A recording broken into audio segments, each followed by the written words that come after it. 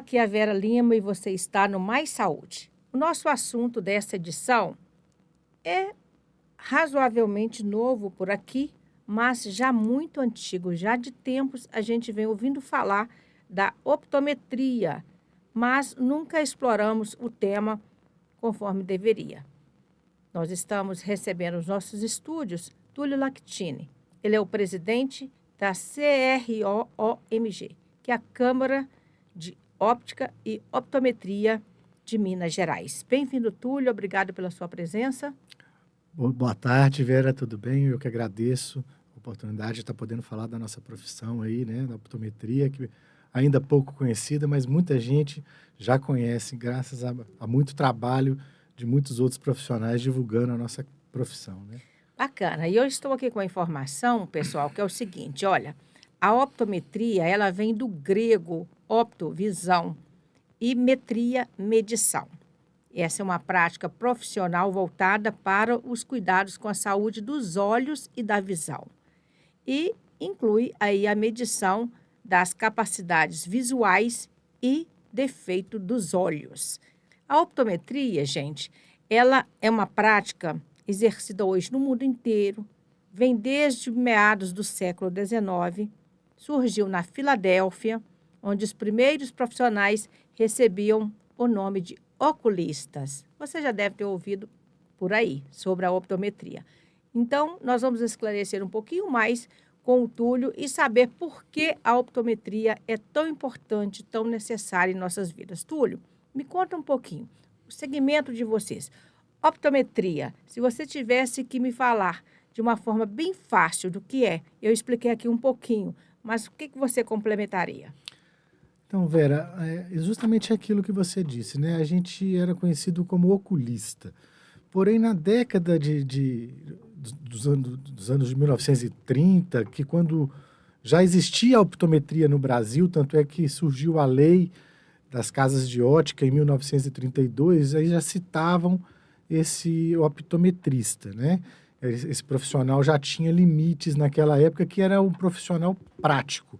Mas, basicamente, o meu avô, por exemplo, sabia diferenciar um médico de um oculista.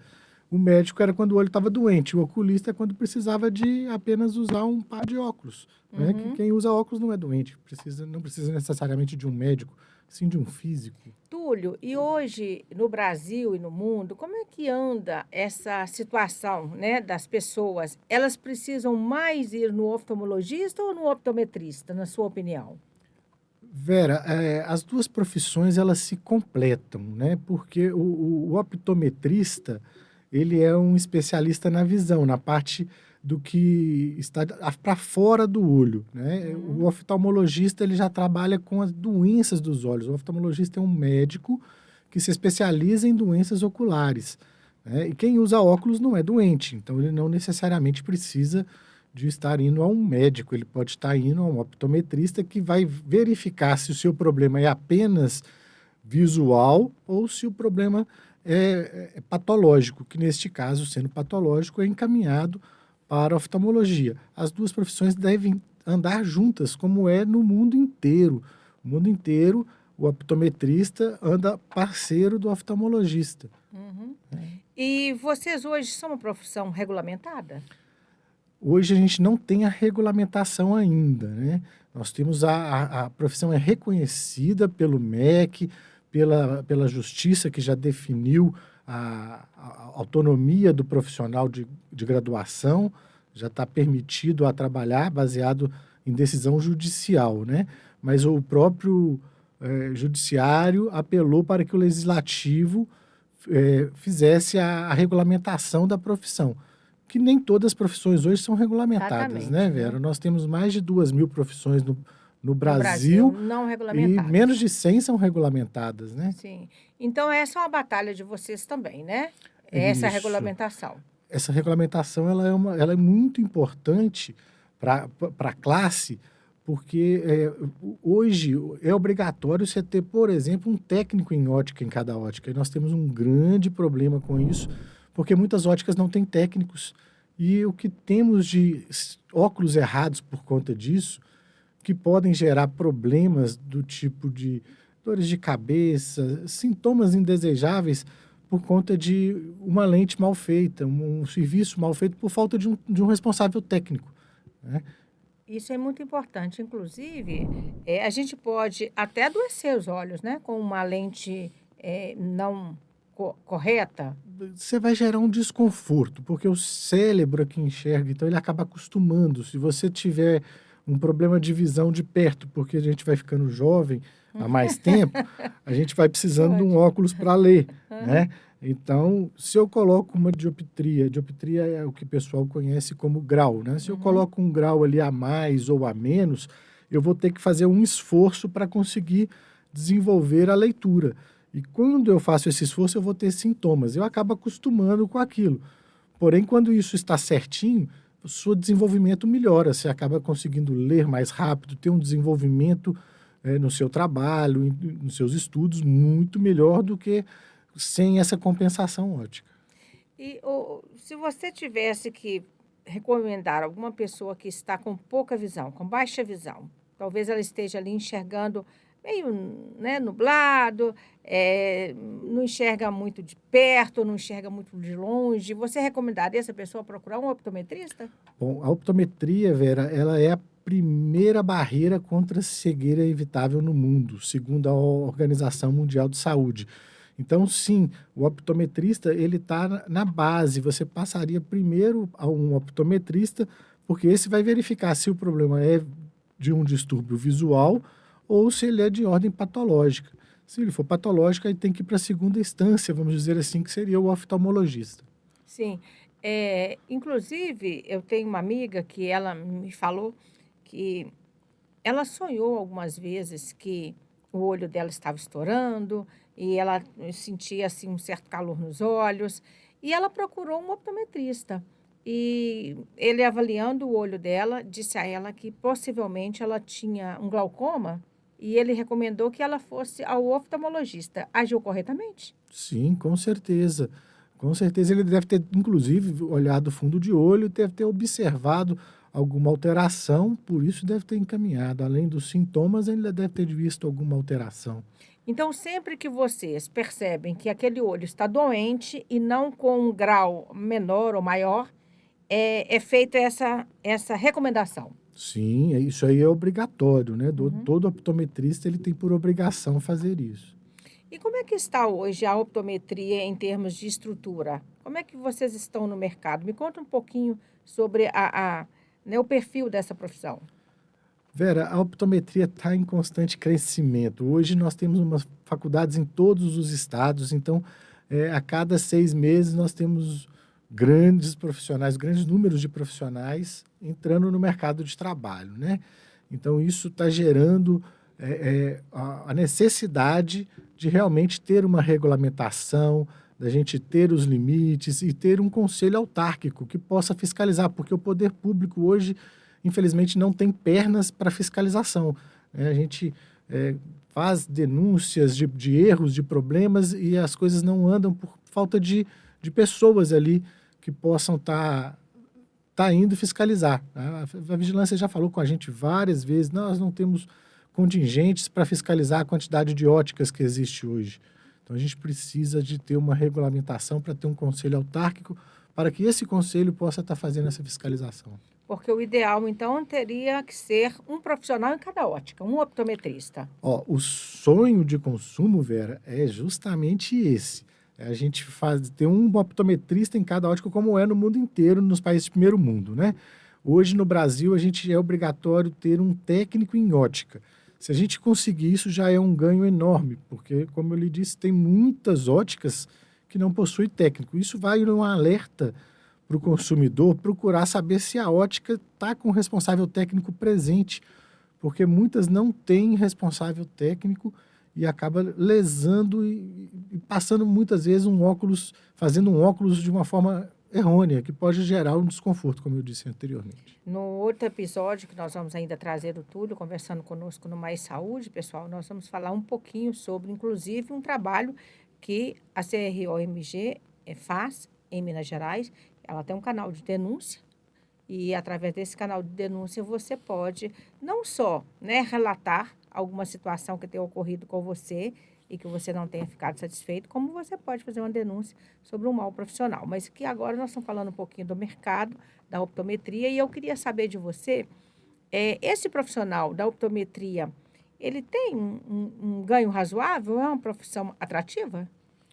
Olha, Vera, toda profissão, quando você faz com amor, você acaba sendo bem remunerado. Eu vejo assim, né? Eu conheço Sim.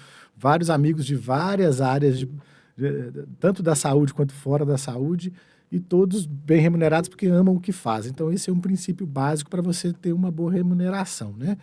Então, não Uhum. adianta você falar, a profissão é de ouro. Aí a pessoa entra, mas não gosta nada de física, nada de números, ela não vai ter um bom Não vai ter um sucesso, assim, não sucesso, vai né? ter, com E você me certeza. falava agora, você tem uma ótica, né? Sim, eu tenho uma ótica. Em qual cidade? Não é Lá em em Lagoa BH, Santa, em Lagoa Lagoa Santa. Santa, né? Isso. Mas Onde eu você, moro. onde você mora. Isso. Mas aí você atende outras ópticas, Isso, eu outras trabalho para óticas. outras óticas também, Hum, fazendo exames. Todas as lojas que eu trabalho possuem técnicos responsáveis. Inclusive, tem uma ótica que eu atendo que ela tem só funcionário técnicos. olha que legal. Ele descobriu que quando colocou todos os profissionais técnicos, a qualidade de produtos deles melhorou, a qualidade de venda, a Uhum. quantidade de erros diminuiu assim, significativamente, ou seja, reduzindo prejuízos, e a quantidade de clientes satisfeitos aumentou. Isso aumentou o Pode falar negócio o nome dele. dela? Vamos falar o nome dessa ótica? Tá em BH, não? Não, Você não não. pode, né? Pelo Não, fato de ser da CRO? Ou pode divulgar os bons casos? bom, é a Ah, ótica de Ubá, né? ah, É tá. a cidade onde o meu pai nasceu. Eu Tá. atendo para ele lá tem 15 anos. Que legal. Que Já bom. faz um trabalho bem, Bem, bem, bem bem bacana, diferenciado né? lá, graças a O Deus. Túlio, pessoal, por ser aí um grande profissional da área, já está aí com mais de 25 anos, né? Neste Sim. mercado, ele é muito procurado. Ele estava me contando nos bastidores que ele atende hoje a mais de 15 estabelecimentos ali, fazendo um trabalho de suporte e, enfim, de assessoramento. Para vocês verem que realmente é um trabalho demandado e é um mercado muito interessante. Túlio, para você ser um bom profissional, optometrista, você precisa fazer um curso superior, não é isso? Sim, Precisa... Vera, hoje, até antes da DPF, do julgamento da DPF, existiam os cursos técnicos, né, em Uhum. optometria, que após a DPF, a decisão, o ministro deixou claro que apenas os profissionais graduados em instituições de nível superior poderiam estar exercendo a optometria. E isso ajudou, inclusive, a aumentar o número de faculdades. Com essa decisão, após a decisão, começaram-se a abrir faculdades em todos os estados, como eu disse, né? Então, hoje ela está amparada pela decisão da DPF 131, que respalda de profissionais de nível superior estão aptos a atuar. Esses profissionais eles têm liberdade de trabalho que as autoridades sanitárias e o poder público precisam entender um pouco disso e respeitar essa decisão judicial. E vocês têm a Confederação Brasileira de Optometria, né? A CBOO. A confederação, ela está localizada em São Paulo, Rio Não, a ou CBO Brasília? está em Em Brasília, está em Brasília? Brasília, velho. Tá. E essa confederação, ela, de certa forma também, ela é um suporte a vocês no sentido de potencializar, fazer fortalecer o seu segmento? Ela atua em qual âmbito? Em que cenário? Vera, a CBO é como se fosse a coordenação de todos os regionais, né? Cada estado hoje, se não me engano, são 17 estados, temos uma entidade regional, né? Uhum. Ainda não estamos em todos os estados da federação, mas em 17 nós já temos os regionais atuando. E o federal, ele atua na parte de Brasília, ele atua mais no âmbito nacional mesmo. Quando o assunto é regional, vai para a Câmara Regional ou para a entidade regional. E para fortalecer a categoria neste momento, vocês têm buscado abrir várias frentes. Daqui a pouquinho também nós vamos falar sobre a atuação de vocês em âmbito nacional e local, mas hoje, se você tivesse que pedir algum suporte aí para quem está nos ouvindo, a sociedade, você pediria o quê? Para que a optometria seja de fato amparada e reconhecida naquilo que precisa? Então, Vera, a população já conhece muito a optometria. Eu mesmo já atendi mais de 200 mil pessoas Uhum. cadastradas né? Então, as pessoas precisam só entender a diferença entre a optometria e a oftalmologia, né? Que são profissões distintas, mas que, por obrigação, deveriam andar unidas. Porque, para o bem da população, como é nos países de primeiro mundo, as duas profissões se caminham juntas. Eu gostaria de deixar aqui embaixo, olha, na nossa tela aqui, as redes sociais da CROMG, para que você possa acompanhar no Instagram de vocês, no site. Tem também muita informação útil, né? Sim, sempre temos no Instagram mais do que hoje, mais do que no site hoje, né? Hoje o Sim. pessoal está mais no Instagram. Está mais no Instagram. Sim. E é importante, pessoal, saber o que é a optometria e quais são as suas reais intenções, objetivos, o que ela presta, porque muitas vezes você pode estar buscando um profissional errado, né, para cuidar da sua visão, para cuidar da capacidade do seu olho de enxergar, e com um bom profissional da optometria, você vai ter resultados com certeza muito mais eficazes, muito mais eficientes. Algum contato telefônico ou de e-mail que você gostaria de deixar também, Túlio? Podemos deixar o site, eu posso passar o site, né, Sim. que é do cromg.org.br, e o e-mail é cromg@cromg.org.br. Vocês têm uma sede em Belo Horizonte, que fica na Rua São Paulo, né? Bem no centro de Belo Horizonte. Isso. É bem fácil de chegar também, né? Isso, temos uma sede lá.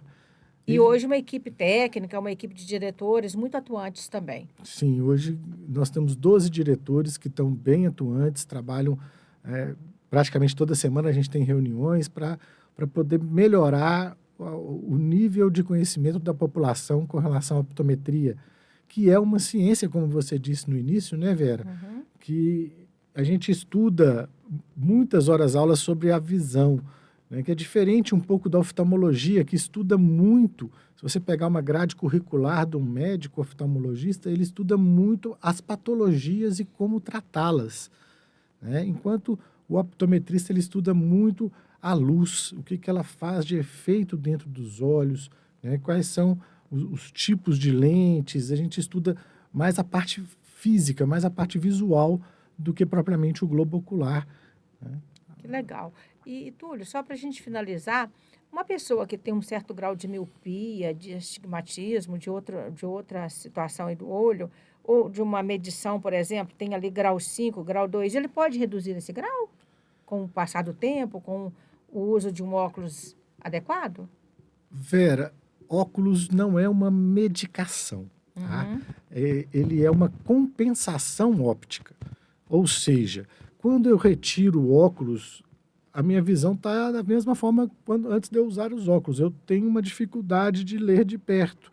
Quando eu coloco essa compensação, que é diferente de correção, óculos não corrige um problema visual, óculos compensa um defeito refrativo, que isso não é uma doença. Uma miopia não é uma doença, a pessoa não é doente porque é míope, senão a gente teria mais da metade da população doente, se a gente for considerar desta forma, né?